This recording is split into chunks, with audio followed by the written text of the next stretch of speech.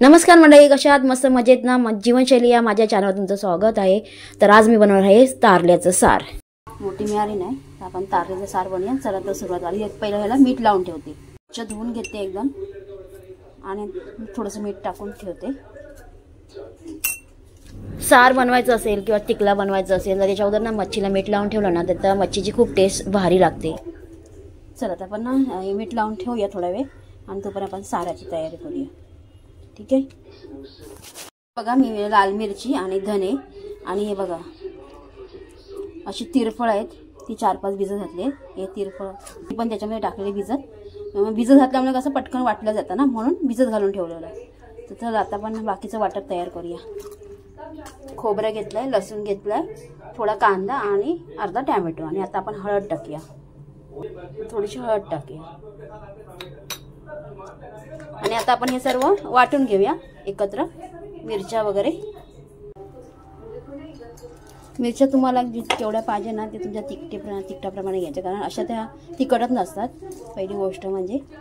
तर आता चला मी मिक्सरमध्ये वाटून घेते सर्व। चला आता सार फोडणीला घालूया। तर आता हे पातेलं ठेवलं आहे, त्याच्यामध्ये मी तेल टाकलं आहे। तेल थोडंसं गरम झालं की टाकायचा कढीपत्ता, आता टाकायचं थोडंसं हिंग जरासा। आता आपण वाटलं होतं मिक्सरमध्ये ते आता आपण त्याच्यामध्ये टाकून घेऊया फोडणीमध्ये। चला तर मग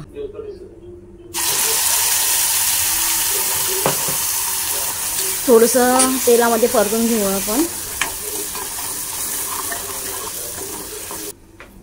तर बघा मिक्सरच्या भांड्यामध्ये आपला मसाला लागलेला असतो, तर त्याच्यामध्ये पाणी टाकलं आणि ते पाणी आता मी याच्यामध्ये कढीमध्ये ओतते। आपल्याला जेवढं घट्ट पातळ पाहिजे तेवढं आपण पाणी प्रमाण वाढवू शकतो।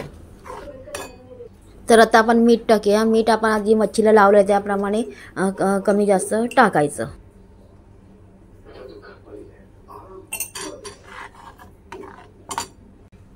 तर हे कोकम आहे, तर ते मी आता 4-5 कोकम आहे ते मी आता सारामध्ये टाकते। कसं आम्हाला आंबट तिखट सार खूप आवडतं आणि आंबट तिखट नसेल तर ते सार मजाच नाही येत मच्छीच्या साराला।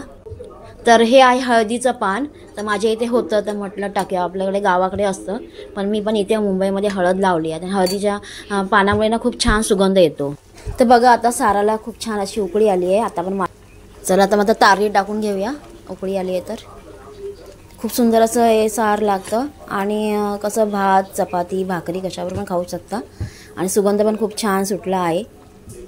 तर 5 मिनिटं आपण थोडंसं उकळी काढूया, मग आपलं सार रेडी होईल। तर जास्त ढवळत बसायचं नाही, नाहीतर मग ते मासे कुस्करणार, खूप सॉफ्ट असतात ना ते, म्हणून। तर 5 मिनिटं होऊन गेले आणि उकळी आली आहे छानपैकी। आता आपला सार रेडी झाला आहे। आता मी गॅस बंद करते। तर मी बघा असं मस्त गरम गरम भात घेतला आहे आणि आता त्याच्यावरती सार घेणार खूप छान असं आणि मस्तपैकी जेवण घेणार। चला तुम्हाला रेसिपी आवडली असेल लाईक करा, शेअर करा, कमेंट करा, नवीन असाल तर सबस्क्राईब करा। पुन्हा भेटू पुढच्या व्हिडिओमध्ये, तोपर्यंत बाय बाय।